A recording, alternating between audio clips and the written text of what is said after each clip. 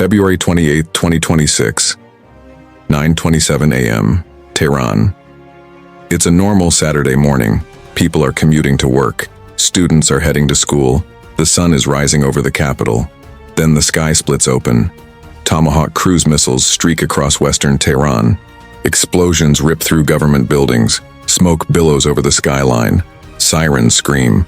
The United States and Israel have just launched a joint military assault on Iran, simultaneously. At the same time, coordinated strikes across the entire country. The operation name? The US called it Operation Epic Fury. Israel called it Operation Lion's Roar. President Donald Trump posts an 8-minute video on Truth Social. Look at what he says. The United States military is undertaking a massive and ongoing operation to prevent this very wicked, radical dictatorship from threatening America and our core national security interests. Iran rejected every opportunity to renounce their nuclear ambitions. We can't take it anymore.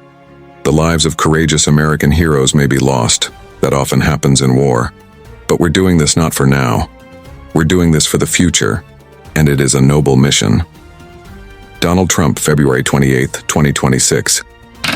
Iran fires back. Within minutes, ballistic missiles and drones launched toward 6 countries simultaneously. Every country in the Middle East with a U.S. military base. Qatar, Bahrain, UAE, Kuwait, Jordan, Iraq. Explosions are heard from the beaches of Dubai to the streets of Doha. Sirens wail across Tel Aviv and Jerusalem as Iranian missiles arc over Israeli skies. Dubai airport shuts down, Qatar airspace closes, and then, the worst moment. A missile strike hits a girls' school in southern Iran. 40 students dead. Confirmed by Iran's own state media. This is not a drill. This is not a proxy clash. This is not a limited strike. This is all-out war. But how did we get here? How did a country that was once Israel's closest ally in the Middle East become its most dangerous enemy? How did 40 years of shadow war, assassinations, nuclear threats, and proxy battles all explode into this one Saturday morning? I'm going to tell you everything. History, the shadow war, the nuclear crisis, the 12-day war last summer, the failed negotiations, and exactly what happened today and what comes next. This is the full story. When Iran and Israel were best friends, 1948-1979. Here's the thing nobody tells you. Iran and Israel used to be close allies. When Israel was founded in 1948, it was immediately surrounded by hostile Arab neighbors who refused to recognize its existence. Iran, ruled by Shah Mohammad Reza Pahlavi, was different. The Shah was pro-Western, modernizing, and pragmatic. He saw Israel as a natural partner. The logic was simple. Both countries were non-Arab powers surrounded by Arab nations who didn't like them. Common enemies make natural friends. For 30 years, the relationship ran deep. Israel's Mossad trained Iran's Savak intelligence service. Iran sold oil to Israel. They were each other's major energy trading partner.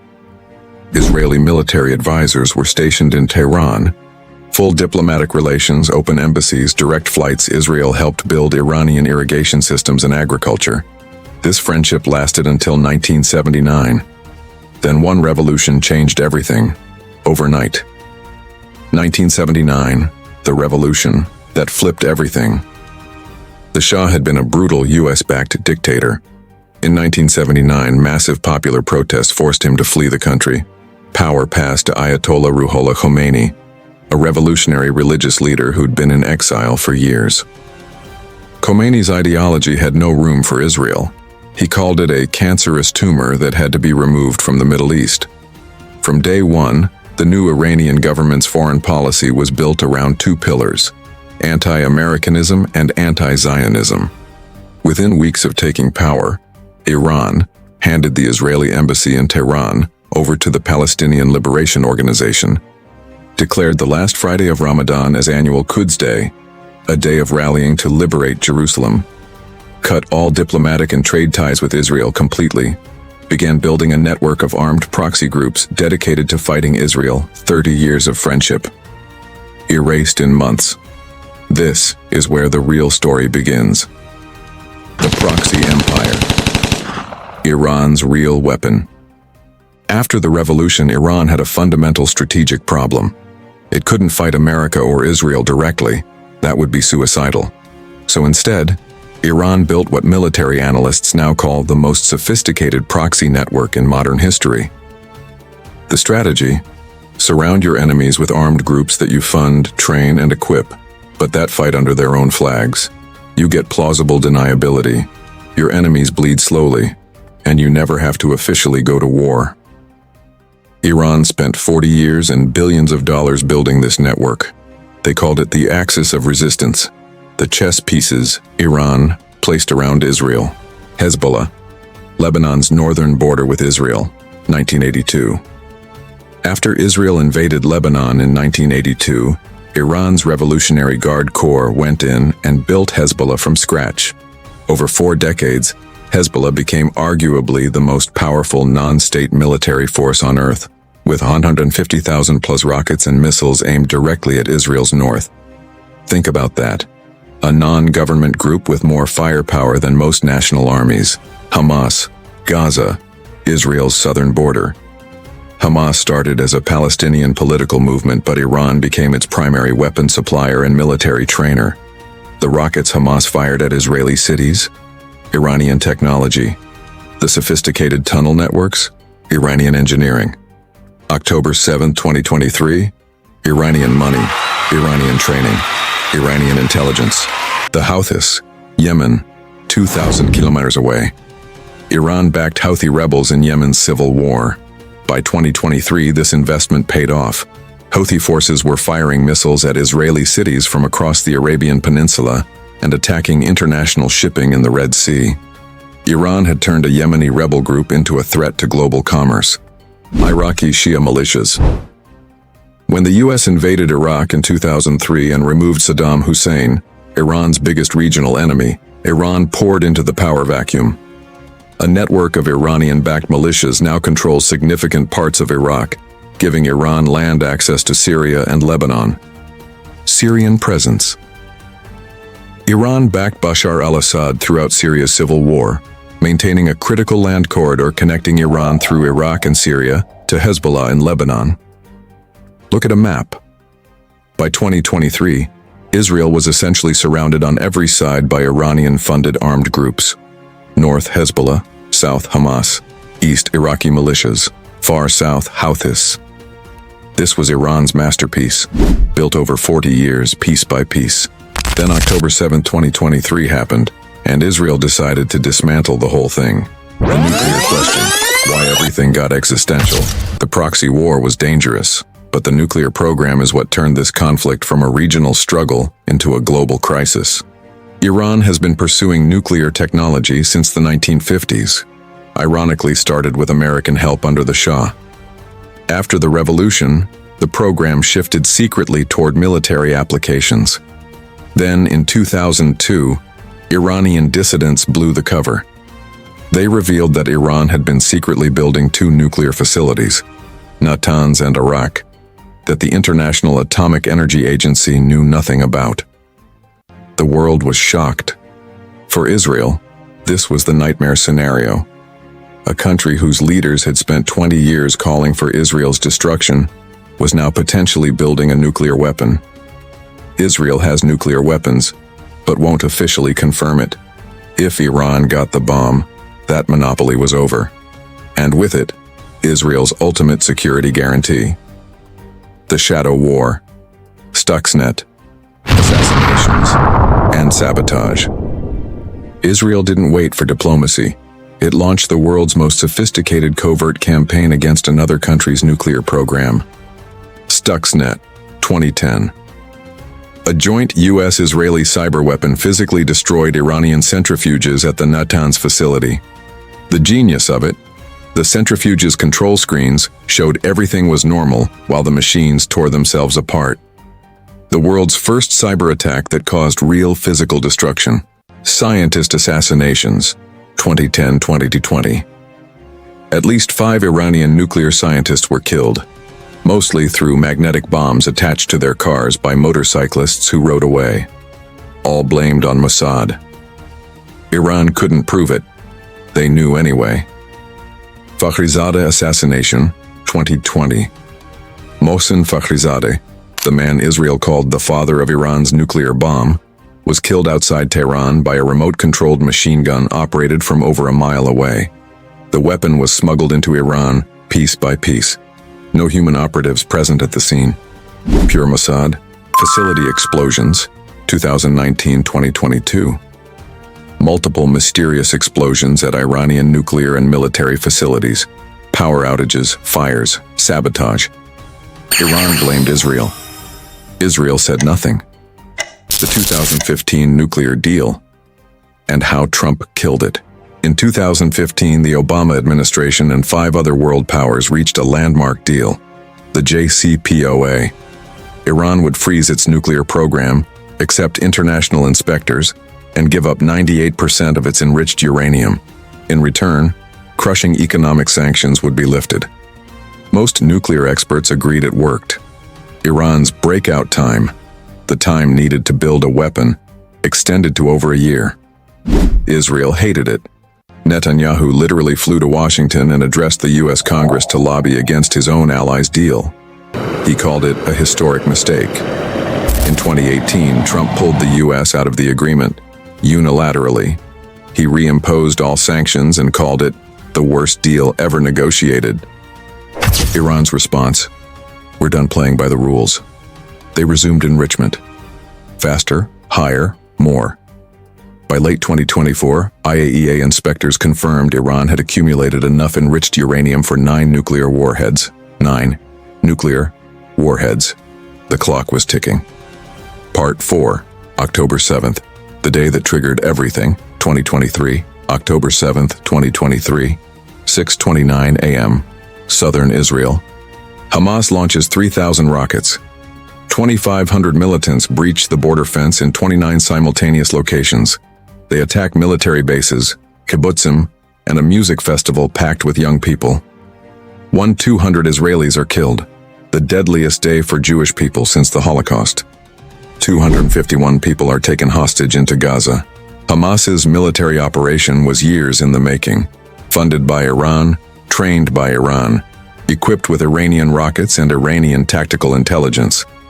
Israel declared war, not just against Hamas, against the entire axis of resistance. Over the next 14 months, Israel systematically dismantled what Iran had spent 40 years building. The demolition of Iran's network, one target at a time. April 1, 2024, Israel bombs the Iranian consulate in Damascus, Syria, killing 7 senior IRGC commanders. Attacking a consulate is legally equivalent to attacking sovereign Iranian territory. Iran was furious, but this crossed a line no one had crossed before.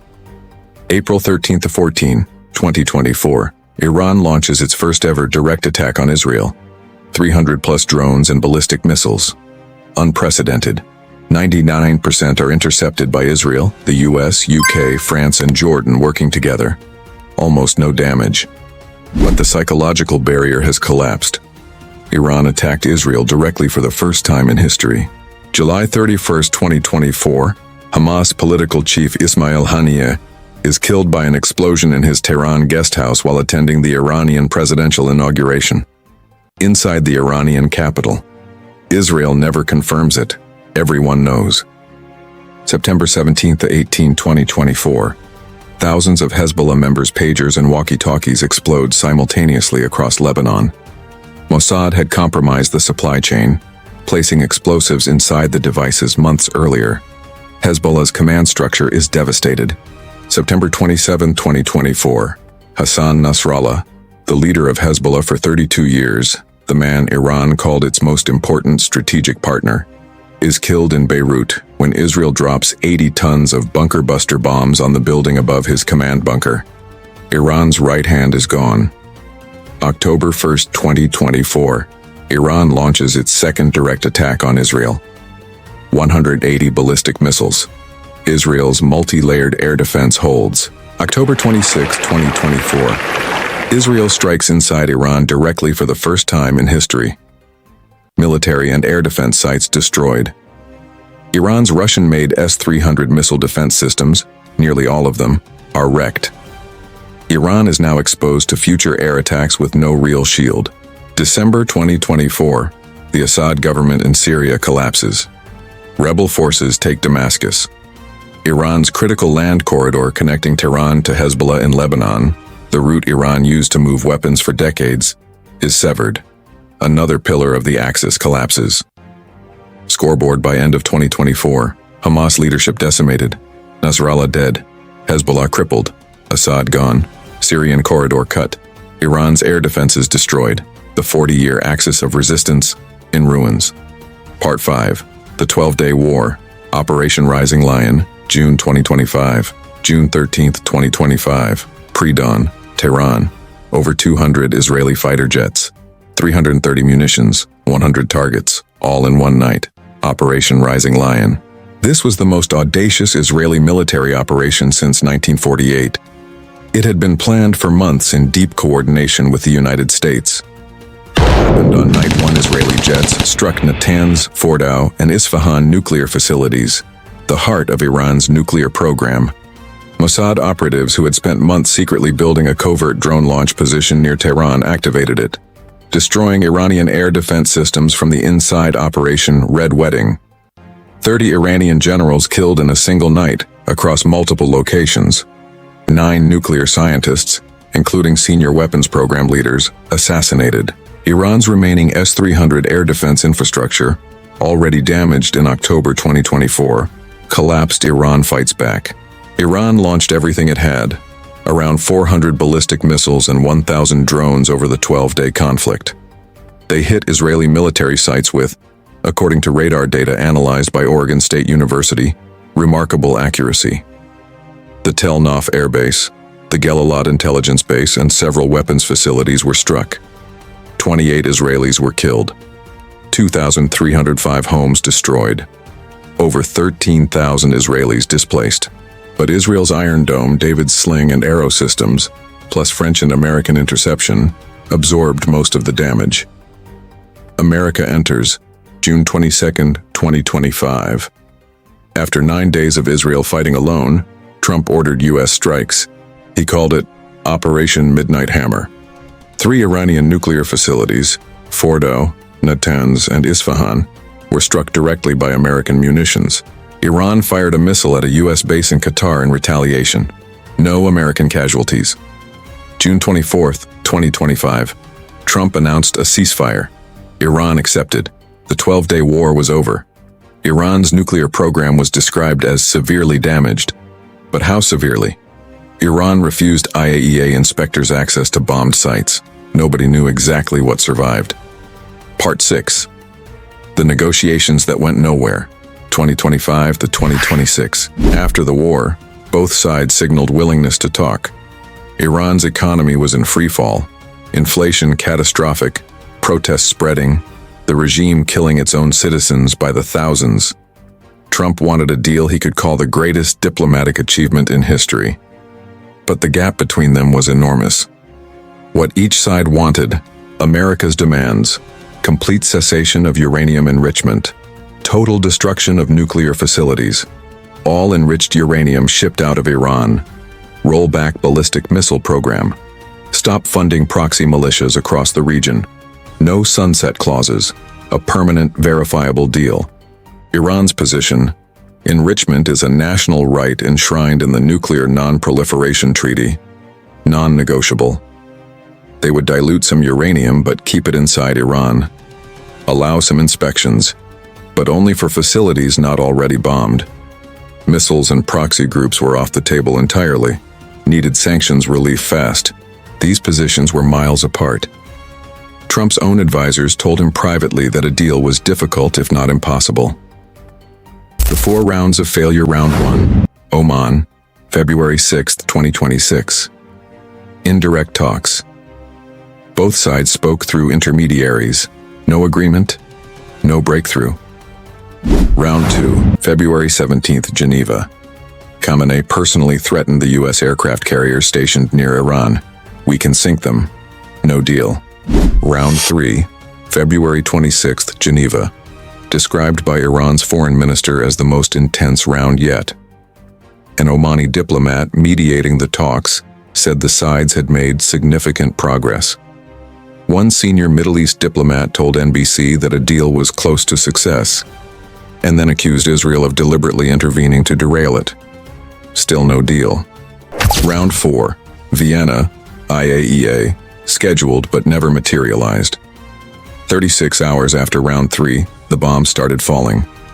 The Oman mediator, who had been carefully facilitating indirect talks for weeks, was stunned when the attack came just hours after reporting significant progress. The negotiations were dead, and both sides moved to war footing. Part 7. Today, February 28th, 2026, the war starts. Everything in this section is confirmed breaking news. Sources: CNN, NBC, Al Jazeera, BBC, Washington Post, AP, as of the time this script was written.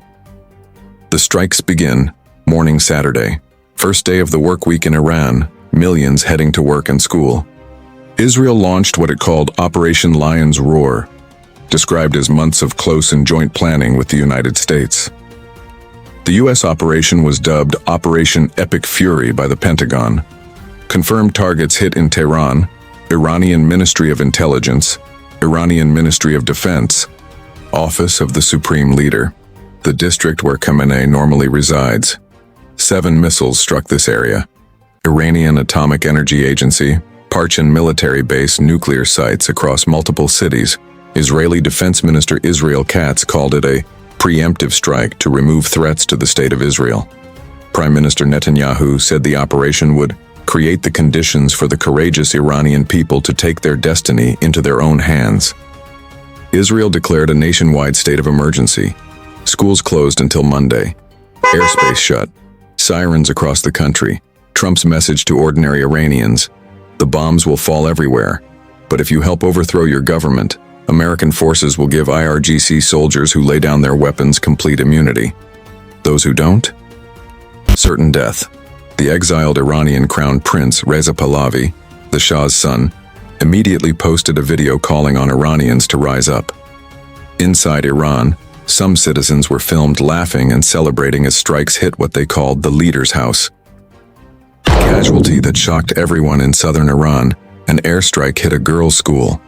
Iran's state-run IRNA news agency confirmed it. The death toll rose to at least 40 students, 40 girls. This is the image that will define this war internationally, whatever the military outcome. Iran fires back. No red lines. An Iranian IRGC statement was immediate. All American and Israeli assets and interests in the Middle East are now legitimate military targets. We have no red lines after this aggression. Iran launched what it called its first wave of drones and missiles. Dozens of ballistic missiles toward Israel. Rocket trails photographed over Jerusalem and Tel Aviv. And simultaneously, strikes across 6 countries. Qatar, Al Udeid Air Base, America's CENTCOM headquarters, the nerve center for all U.S. military operations in the Middle East. 2 Iranian missiles intercepted by Qatar's defenses. Multiple alerts sounded. Qatar condemned the attack as a flagrant violation of sovereignty. All Qatar Airways flights suspended globally. Qatari and U.S. Embassy staff told to shelter in place. Bahrain, U.S. Navy 5th Fleet headquarters. 1 missile struck a U.S. Navy facility. No casualties reported. Manama under alert. Bahrain condemned what it called a treacherous attack. UAE, Al Dhafra Air Base. Plus Abu Dhabi. Multiple missiles fired. UAE air defenses engaged. Missile debris fell into a residential area of Abu Dhabi. 1 civilian killed, an Asian national. The first confirmed civilian death outside Iran from Iranian retaliation. Dubai International Airport, one of the world's busiest, shut down. Emirates Airlines suspended all flights worldwide. Kuwait, Ali Al Salam. Airbase. Sirens and explosions heard in Kuwait City. Witnesses at Al Salam Airbase heard blasts. Kuwait's military said air defense systems engaged incoming missiles. No confirmed casualties. Jordan, Muwafaq Salti Airbase. 2 ballistic missiles fired. both intercepted by Jordanian air defenses. Air raid sirens across Amman. Jordan airspace closed. Iraq, U.S. base in northern Iraq. Iranian cruise missiles targeted the U.S. military presence. Footage of Tomahawk warheads filmed in Iraqi airspace. Saudi Arabia, which was not directly targeted, condemned the attacks on its neighbors and warned of dire consequences. Iran also targeted Israel directly with dozens of ballistic missiles. Iron Dome and allied systems engaging over multiple Israeli cities. No confirmed Israeli casualties at time of writing. Current status as of script writing. No confirmed American military casualties. 40 girls killed in Iran school strike. 1 civilian dead in Abu Dhabi. Iran's internet almost completely shut down per monitoring services. USS Gerald Ford carrier group is off the Israeli coast. U.S. planning multi-day operation. This is not a one-night affair. Part 8. What comes next? The 3 scenarios. The war started this morning. Nobody knows how it ends. But analysts, military historians, and intelligence insiders point to 3 realistic paths forward. Scenario 1. Ceasefire in days. Like June 2025. This is the June 2025 playbook repeating. Israel strikes. Iran retaliates hard. U.S. enters. Iran fires at a U.S. base. Trump offers a ceasefire.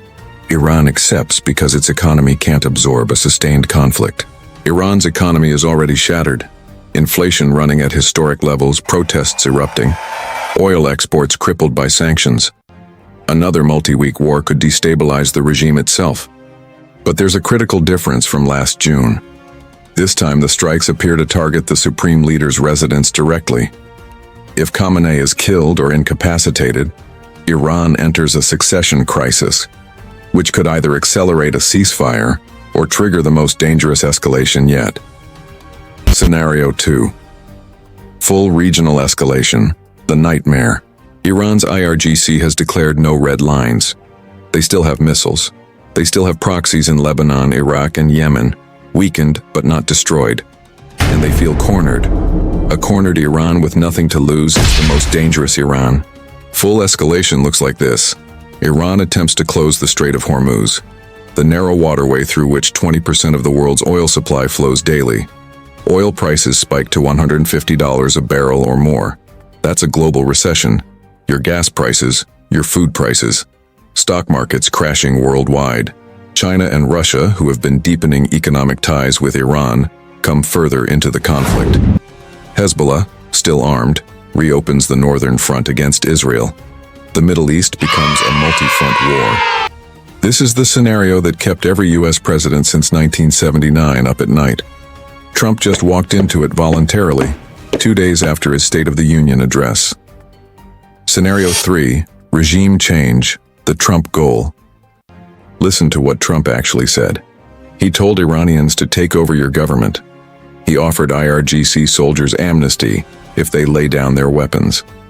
He had the Shah's exiled son ready with a video message. He warned soldiers who resist will face certain death. This isn't the language of a limited strike. This is regime change language. This is Iraq 2003 language, right down to the shock and awe air campaign opening. In December 2025, protests inside Iran were so severe that the regime killed over 32,000 of its own citizens to suppress them. The regime is not universally loved by its people. Some Iranians this morning were celebrating the strikes on government buildings. But regime change by bombing has a catastrophic track record. Iraq, Libya, Afghanistan. Each one descended into chaos that lasted decades. Iran is 3 times Iraq's population, with a far more sophisticated military and intelligence apparatus. The question analysts are asking right now, is Trump's regime change talk genuine strategy? Or is it psychological warfare to create confusion and lower morale inside Iran? Either way, it's the most dramatic U.S. foreign policy gambit in a generation. The wild cards nobody's pricing in. The nuclear wild card. IAEA inspectors were blocked from sites bombed in June 2025. Nobody knows exactly how much of Iran's nuclear program survived. If Iran secretly assembled even one device, the entire calculus changes permanently. No country has ever struck a nuclear-armed state. Khamenei, the supreme leader, is 86. His residence was apparently directly targeted today. If he's dead or injured, Iran enters a chaotic succession crisis. That could mean moderates take over and seek peace, or hardliners seize power and escalate beyond anything seen today. Russia and China.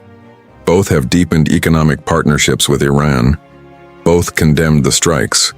Neither has signaled direct military involvement. Yet. But an extended campaign that threatens global oil supplies pulls their interests directly into the conflict. The Mutiny Report. One Pravda report this morning mentioned a reported mutiny on the USS Gerald Ford, sailors allegedly blocking pipes to prevent the ship from participating in the operation. If confirmed, this echoes the divisions the Vietnam War created within the U.S. military. Almost certainly unconfirmed, Rawan, but watch this space. 47 years in the making. Let's zoom out for a second. 1979, Iran and Israel go from allies to enemies in one revolution. 1982, Iran builds Hezbollah, begins the 40-year proxy war. 2002, Iran's secret nuclear program is exposed. 2010, Stuxnet, the shadow war goes cyber. 2015, nuclear deal struck, world breathes. 2018, Trump kills the deal, clock restarts. October 7th, 2023, Hamas attacks, Israel goes to war. 2024, Israel dismantles the axis of resistance piece by piece. June 2025, the 12-day war, U.S. joins, ceasefire. February 2026, talks collapse, Operation Epic Fury, the real war begins. Every single step in this story was a choice. Someone decided to pull out of the nuclear deal. Someone decided to attack the Damascus consulate. Someone decided diplomatic progress was close enough to justify more bombs. And now, here we are. 40 girls dead in a school in southern Iran. Dubai's airport is closed. Jerusalem's sky is lit with missile intercepts. The U.S. is planning multiple days of strikes. Iran has declared no red lines. The Strait of Hormuz, 20% of the world's oil, hangs in the balance. The nuclear question that started all of this is still unanswered. Whether Iran's program is truly destroyed won't be known for weeks, maybe months. Trump called this a noble mission. The Oman mediator was still reporting significant progress in negotiations hours before the bombs fell. Who's right? History will decide. But the people making that history are the ones suffering it right now. In Tehran, in Gaza, in Beirut, in Abu Dhabi, in Jerusalem. 47 years of buildup, 40 years of proxy war. And now, this morning, the match finally hit the powder keg. What happens next, I don't know, nobody does. This war is still live. But you're watching history happen in real time. Pay attention.